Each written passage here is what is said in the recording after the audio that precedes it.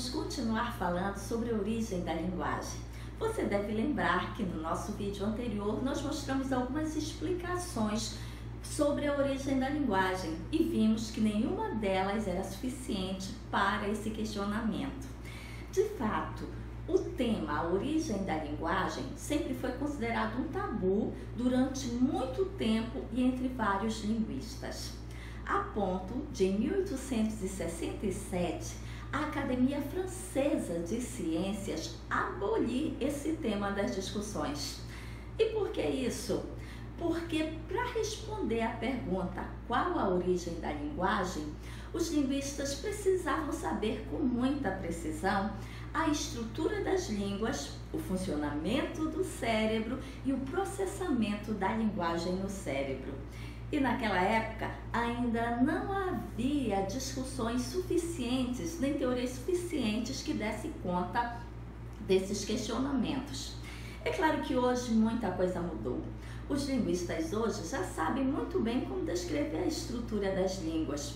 Os psicolinguistas fizeram um avanço considerável na compreensão de como a linguagem se processa na nossa mente. E os neurolinguistas sabem explicar com exatidão o funcionamento do cérebro e a localização da linguagem no nosso cérebro e como ela está organizada. Mesmo assim, nós não podemos dizer com certeza qual é a origem da linguagem, porque esse tema suscita ainda muitas dúvidas. Por exemplo, será que a linguagem se originou de forma lenta, gradual ou foi repentinamente? O linguista canadense Steven Pinker diz que a linguagem deve ter surgido de forma muito lenta, muito gradual, obedecendo a algumas pressões da evolução das espécies. Assim, os hominídeos primórdios que se desenvolveram e conseguiram sobreviver foram linguisticamente mais hábeis que os seus ancestrais. Se nós fôssemos exemplificar como se deu a aquisição da linguagem por essa teoria, seria da seguinte forma. Primeiro, o homem passaria a grunhir, falaria coisas como uga. Depois, coisas como uga-uga. Depois, adquiriria um vocabulário, produzindo palavras isoladas, até chegar a uma estrutura mais complexa, como a produção de uma sentença. Essa teoria foi bastante criticada. O norte-americano Derek Binctor diz que não foi bem assim que a linguagem surgiu. Para ele, os humanos passaram um longo tempo sem língua e o que foi adquirido gradativamente foram estruturas cerebrais que permitiram a construção sofisticada de sentenças. Assim, com a estrutura complexa, a língua quase que surgiu de nada, de uma forma bem expansiva.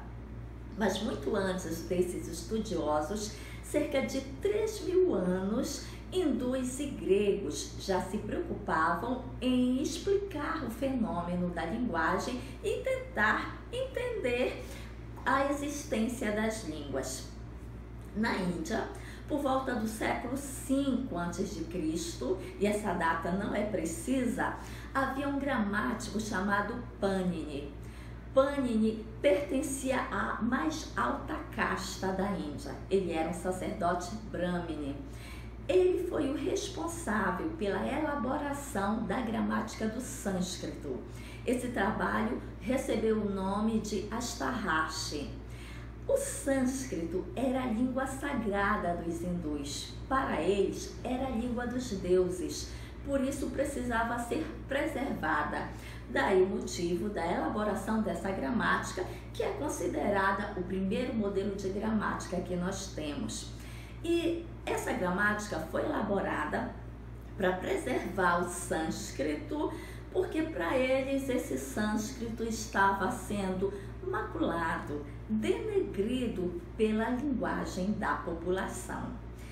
Mas se os hindus foram extremamente inteligentes ao fazer essa gramática bem sofisticada, foram os gregos que começaram a tradição europeia dos estudos linguísticos. O interesse pela origem da linguagem, pela diversidade e mudança linguística, levou a reflexões filosóficas como as que encontramos em Platão e Aristóteles. O ponto crucial era refletir sobre a natureza da linguagem. A linguagem é natural ou convencional? Ou seja, há uma relação natural, necessária, motivada entre a palavra e a realidade que essa palavra designa, ou essa relação é convencional?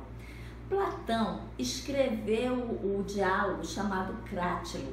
Trata-se de uma obra em que Hermógenes, Sócrates e o próprio Crátilo discutem sobre a natureza da linguagem. Para Platão, essa relação entre a palavra e a coisa designada é natural. Já para Aristóteles, essa relação é convencional, arbitrária. Essa discussão gerou um embate muito famoso, muito conhecido, que é o embate entre analogistas e anomalistas. Os analogistas consideravam que a relação entre a palavra e a realidade que essa palavra designava era uma relação natural. Já os anomalistas defendiam que não havia relação natural entre a palavra e a realidade designada, mas sim que essa relação era convencional, portanto arbitrária. Ou seja, imagine a palavra livro. Qual é a relação entre esta palavra e a realidade livro que esta palavra nomeia, que esta palavra designa? Para os analogistas, essa relação seria natural, mas para os anomalistas, essa relação seria totalmente arbitrária, porque não há uma explicação capaz de dizer por que, naturalmente, a forma livro designa a ideia que esta forma designa, que é conhecida. Essas discussões filosóficas foram tão interessantes que elas estão presentes nas discussões da linguística do século XX. Aquele que é considerado pai da linguística moderna, Ferdinand Saussure, falou em arbitrariedade do signo.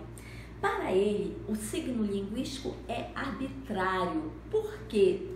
Ao ser constituído de duas partes indivisíveis, o significante e o significado, nós não encontramos uma relação natural, necessária, motivada entre essas duas partes. Por isso, o signo é arbitrário e essa relação é puramente convencional.